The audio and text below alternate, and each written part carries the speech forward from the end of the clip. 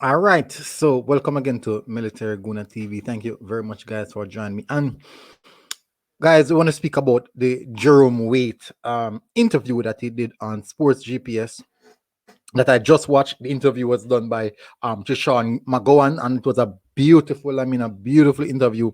Some hard-hitting questions, and I think some of those questions really put Jerome Waite at a dispense. He really put those questions, put him at a dispense, and those questions, I think the question that he was asked, he could not answer it any other way, and because of that, it really put a shining light on what's happening in the JFF. Now, I'm going to read through the what was written in the Observer. Then I'm going to read through some of the key points that I took away from the interview itself. You guys can go and check it out. It's on Football GPS. Interview Jishan McGowan, a very good interviewer. She did a very good job. I just have to reiterate that. So guys, smash the like button and keep tuned in. So let me read through some of the things that was mentioned here. First thing first, he said, I think we played way below our standards, says Wade. It was blunt in his assessment of the Jamaica wretched 4-0 loss to the Japan under 24s in a friendly international at Toyota Stadium in Aichi on Saturday, because not even the most prolific public relations machine could find a positive spin for this one. So the game was not anything that we expected, stated Wade. I think we played way below our standard, but must give credit to Japan because they defeated us in all aspects, physically, technically, and tactically. And can you imagine if he's saying that they defeated us also physically, the mere fact that we are more of a physical team than them. We had grown men on the pitch. This team is a well-oiled machine, and they have been together based on information for the last 4 to 5 years. And as you know, they are preparing for the Olympic Games in another 3 weeks, and they are really looking good. Now that is stupidness. Don't come with that excuse about how long this team has been together. That doesn't really carry any water. That don't carry any water. So that's an excuse. That's another excuse. I've highlighted so much excuse that was stated. So let me run through a few more. Waite, who was marshalling the bombarded troops from the touchline in the absence of head coach Theodore Tappa Whitmore, who was unwell with a stomach condition, said Saturday's match will go down in Jamaica's football infamy. You love to do well in all games at all times, but this is certainly one of our low points games. I think we can narrow it. The performance to a lack of discipline, concentration, and being able to apply ourselves and following instruction right throughout the period. So I won't go through all of these people. These are the things that he spoke to about to the football, to the Jamaica Observer. Now, let me highlight some of the things that he said. In the interview. So these are some key factors that really caught my attention. And one of the key factors is he said that the sun was hot, 1:30 sun was hot. That is one of the things that he said, people. That's another excuse. 1:30 sun was hot. Can you imagine a big international coach, assistant? Well, he's a coach. It doesn't matter. Take away the assistant. He's a coach of an international team. He's going to come on national TV and said that 1:30 sun is hot. People, I could not believe when he said that. So let me take it that. So that's one of the issues. That's one of the things. So for every issue that I highlight, for everything that I highlight, I want you guys to put in the comment section and tell me what you think about it. So that's the first one. Now he said the water break messed up momentum because we were playing very well before we got the water break in the half-hour mark. And because we got the water break, the players weren't conditioned. They weren't conditioned at that particular time to get back in the frame of mind of the fact that a game was actually being played, and they were literally in the middle of a game. So that was something else that he said, and that is when we conceded the first goal.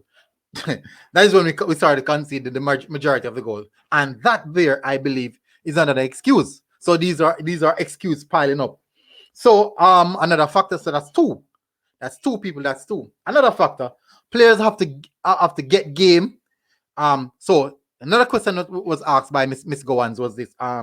Why didn't you start the strongest 11, and then now in the middle of the game you could actually introduce the next players, knowing the fact that these are with the strongest 11 would be the same players that started the Serbia game, you know, and you keep the momentum going with the same team, and then now in the second half, now even more than likely the result won't be that bad. You could change out the team and give the next players the opportunity to showcase their talent. And he said that every player have to get their chance to represent the country, and that is the reason why they started a fresh team basically. So he said that the players travel to come to Japan, and the 19 players that came to Japan need the opportunity to represent themselves. And I didn't find anything wrong with that, but in the same sense, I do understand what the questions were that was asked by Miss Gowan, in which he said, Miss McGowan, why not start the first team, the same thing that you start in the previous game, to keep that momentum, you know, keep that cohesiveness. Then no, you put in the next players. Maybe at halftime you can change up the team, knowing that maybe the game would be in good stead, because you have the more solid players on the pitch. So that was another good question, and I won't slate the answer for that one. No, another point I highlighted. So guys, tell me what you think about that. Should he have started the same team that he played against Serbia? Then at halftime, you could make a few changes and bring in the next players. Now, the next part of it that I highlighted is this. JFF interview. No, I won't go to that yet. I think I'll leave that for last. There's so much of questions. The JFF and the coaching staff are not working together. That is something that he said, and I highlighted it, and it struck me because I'm saying, what is happening? What is really happening? And because she asked the question, like, what are the factors that are affecting the team? And this was one of the factors. The JFF and the coaching staff are not working together. The coaching technical staff are not working together. And like, we as fans have been hearing that there are issues in the camp with the JFF and the coaching staff, and we turn a blind eye to it, saying that it could be hearsay. No, it's not hearsay. No, people, we're hearing it from the horse's mouth. We're hearing from a coaching staff, a technical staff. So that's another factor. People put it in the comment again. What do you think about that? About the JFF and the coaching staff not working together? No, another point that I took away from it is that for the team to win the Gold Cup, the JFF must do more. Now, this is a big factor. The interviewee asks, what more should the JFF do since then? You said for us to win the Gold Cup, and the answer was, give the technical the coach and the technical staff the opportunity to pick the team. That is a key factor. So it rolls back to say that, is it a case in which that the JFF is the one actually picking the team rather than the coach and the technical staff? Is that what they're saying? Because I personally believe that's exactly what he's saying, that the coach and the technical staff are the one who are not picking the team, but JFF themselves, and then putting these players. So look at it now. We have been asking questions about players, a few players, maybe Luca Levy, and these guys who are not in a scene as not actually playing football in Jamaica, but it's like they're using these guys as a marketing strategy to put these guys out on the market. So is this something of that sort? Why this would come up now, guys? And it's another hard-hitting question. Put it in the comment, people. Put it in the comment. I should have done a live stream on this, but I won't do a live stream on this. Put that in the comment, people. That's another factor. Now, another point is this. He said we have to lose games sometime for everyone to realize the issue of talent issue, and also the technical issues. Talent issues in which some of the players are generally not at that level that they should be, and also the technical issue of the JFF just bringing in players that they are not willing to work with. So that is a factor. I am not bringing up this thing, you know. I am not the one who is actually saying these things. These are are coming from the assistant coach's mouth. And if these are the things that the assistant coach believes, it means that there's a strong possibility that the coach have similar feelings towards these factors. And we have to take it as that. We obviously have to take it as that. Now, we're boiling down now to the more to the hard hitting part, the part where I really find some interest in. As I said, the JFF interfering in team selection, I got that out of the way. Now, it's a case in which some of the players that are coming in, the coaching staff are not willing to work with them. The coaching staff don't want to work with these players.